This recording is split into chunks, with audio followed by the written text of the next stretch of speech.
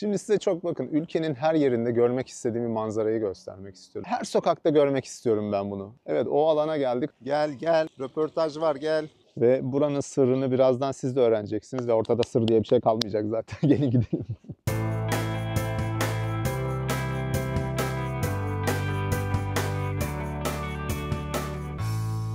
Herkese merhaba, kanalıma tekrar hoş geldiniz. Bugün Köyceğiz'deyim arkadaşlar. Birçok kişi tarafından bilinen Köyceğiz'in göbeğinde, gölün kenarında doğal bir hazine var. Bir doğa harikası düşünün. Gölün kenarında taptaze bir sır ile sizleri bekliyor. Ve ben bu bölgenin adını Köyceğiz'in kalbi koydum. Neden Köyceğiz'in kalbi dediğimi gördüğünüz zaman daha iyi anlayacaksınız. Beğeni ve takiplerinizi bekliyorum. Özellikle bu sırla ilgili bildikleriniz varsa muhakkak yorumlara yazın. O noktaya doğru yürüyelim. Ama bu yürüyüş sırasında şöyle Köyceğiz'in içini biraz dolaşmak istiyorum. Sahilini size göstermek istiyorum. Çünkü Köyceğiz çok önemli bir nokta. Çok fazla uzatmayayım sözü. Yolculuğumuz sırasında ben bilgi vermeye devam edeyim.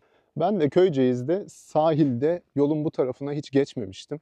Şimdi biraz ileri doğru yürümek istedim. Bu ağaçlar biraz beni cezbetti işin açıkçası. Sizlere bu manzarayı aktarmak istedim. Bu ağaçlık alan benim çok hoşuma gitti. Nerede ağaç varsa orayı severiz. Modum da değişti, işin gerçeği. Tüm enerjim yerine geldi bu ağaçları görünce. Kışın ne kadar sakin olduğunu görebiliyorsunuz Köyceğiz'in. Şöyle göl kenarından biraz yürümek istiyorum. Bu görüntüleri aktarmış olurum. Geldiğinizde çok yabancılık çekmezsiniz. Sahil alanı çok temiz.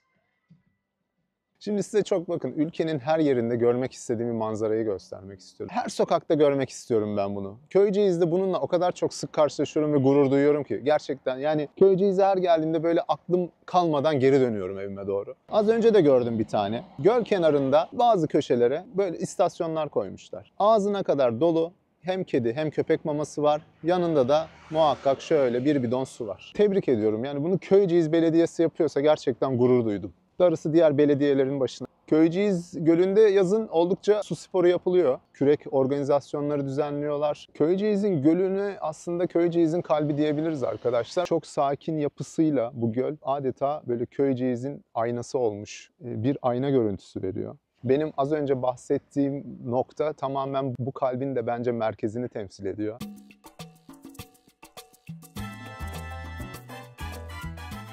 Buraya da böyle bir alan yapmışlar. Bakın burada tekne turları yapabileceğiniz bir bot bekliyor.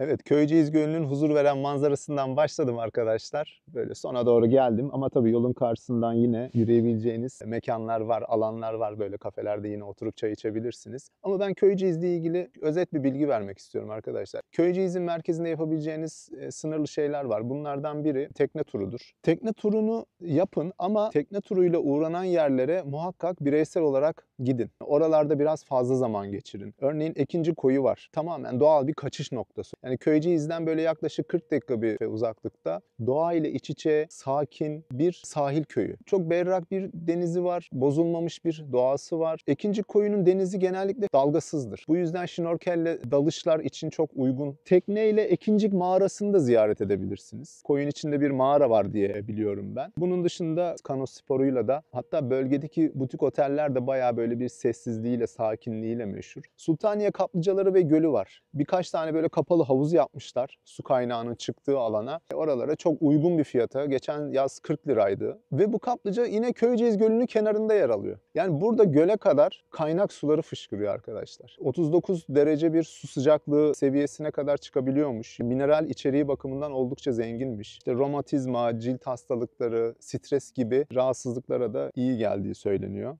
Dalyan kanalı var. Sazlıkların arasından geçerek bölgenin güzel ekosistemini yakından gözlemleyebiliyorsunuz. Dalyan'da tarihi yapılar çok meşhur. Kaya mezarları var. Dalış alanları mevcut Dalyan'ın içinde. Kaunas Antik Kenti var. Bu M.Ö. 10. yüzyıla dayanan bir tarihi olan uygarlık. Tekne turu size zaten bu Dalyan kanalından, sazlıkların arasından İztuzu plajına ulaşarak götürüyor. İztuzu plajı da karetalarıyla meşhur. Orada tamamen doğaya saygı duyabileceğiniz bir hava var. Çok uzun zaman önce uğramıştım oraya ve çok beğenmiştim İztuzu plajını. Bahsettiğim yerleri muhakkak deneyimleyin. Şimdi videomun başında belirttiğim o sır gibi sakladığım alana doğru gidelim ve buranın sırrını birazdan siz de öğreneceksiniz ve ortada sır diye bir şey kalmayacak zaten. Gelin gidelim.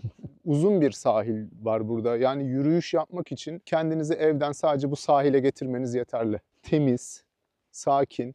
Burayı özel kılan gerçekten birçok şey var aslında. Köyceğiz'in gölüne Köyceğiz'in kalbi diyebiliriz arkadaşlar ama benim az önce bahsettiğim nokta tamamen bu kalbin de bence merkezini temsil ediyor. Bakın bu ağaçlık alanın arkası öğretmen evi. Önceden öğretmen evleri vardı ya. Babam benim emekli öğretmen. Birçok ilde öğretmen evlerine giderdim. Böyle deniz kenarında çok güzel öğretmen evleri olurdu. Ucuza konaklayabildiğiniz, yemek yiyebildiğiniz, böyle insanların bir arada olduğu hani bir çay bahçesi havasında olan öğretmen evleri vardı. Onları da ne hale getirdiler bilmiyorum ama hani son zamanlardaki durumu nedir? İnanın hiçbir fikrim yok. Köyceğiz'de bu gibi eski yapıları görmeniz mümkün. Restore edilmiş tabii zamanla. Çok dokuyu bozmadıklarını düşünüyorum. Bu gibi tarihi evlerle, yapılarla karşılaşmanız da mümkün. Bakın hemen şurada. Bakın sağ taraf şu sarı bina, kaymakamlık binası. Burada bir sanat sokağı varmış. Hemen bir girelim bakalım nasıl bir yer. Ne yazıyor orada? Yani umarım sanat anlayışı nargile ve oyun ve meşhur bazlama tost değildir. Evet, sol taraf göl. Evet, oturup emekliler okey oynuyor, tavla oynuyor. Oldukça sanatsal aktivitelerde bulunuyorlar. Evet, o bahsettiğim alana yavaş yavaş geliyoruz. Bakın böyle yürüyüş ve bisiklet rotaları oluşturmuşlar. Bu çok güzel olmuş. Özellikle Yuvarlakça'ya 13 kilometre yaklaşık.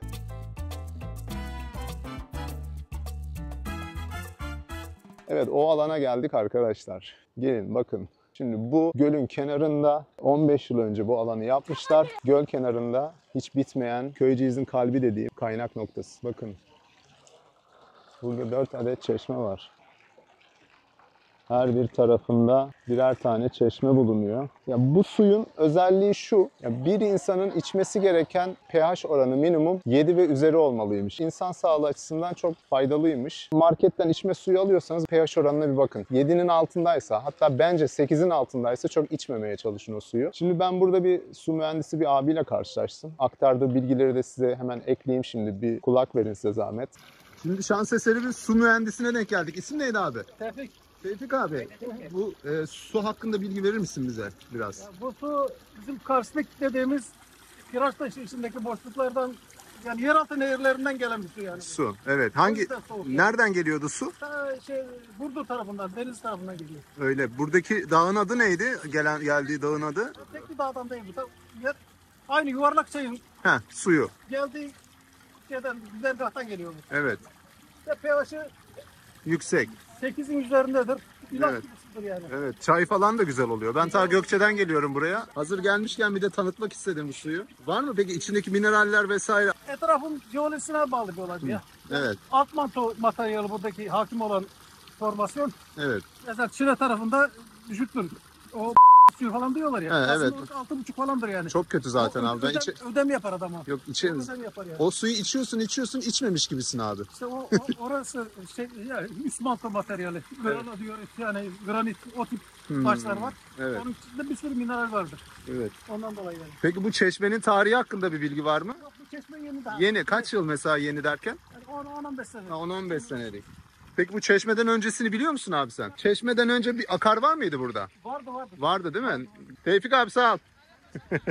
Yakalamışken hemen bilgiyi aldık.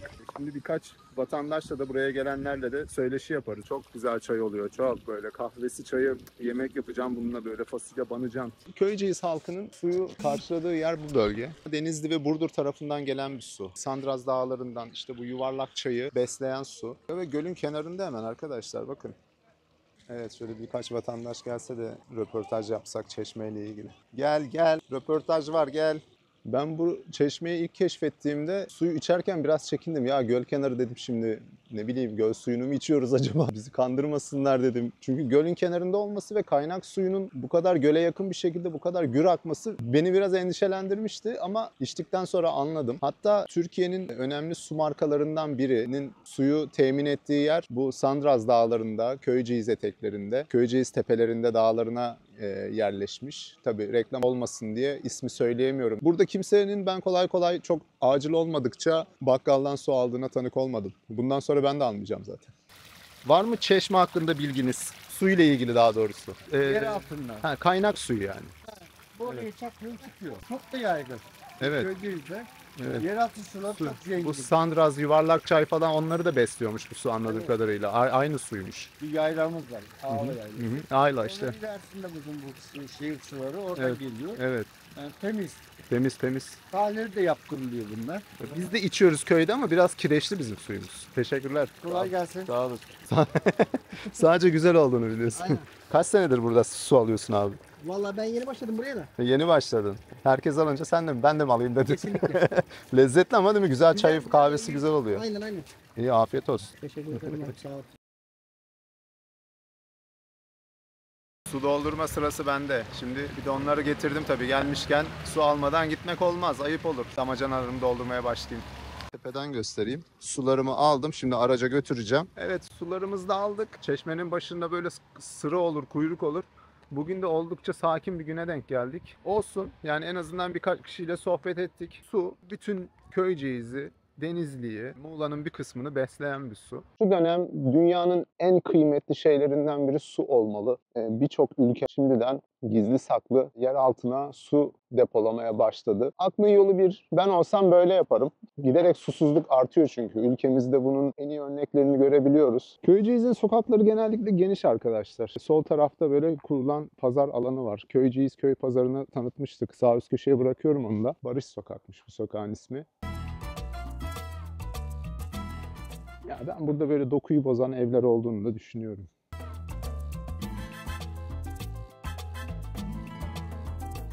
Köyceğizli Gölü'ne yukarıdan bakan köyler de var. Şehirden gelenler merkezde oturmayı değil de böyle göle yukarıdan bakan, biraz daha uzak, dolmuş güzergahında olduğu yerlerde yaşamayı tercih ediyorlar.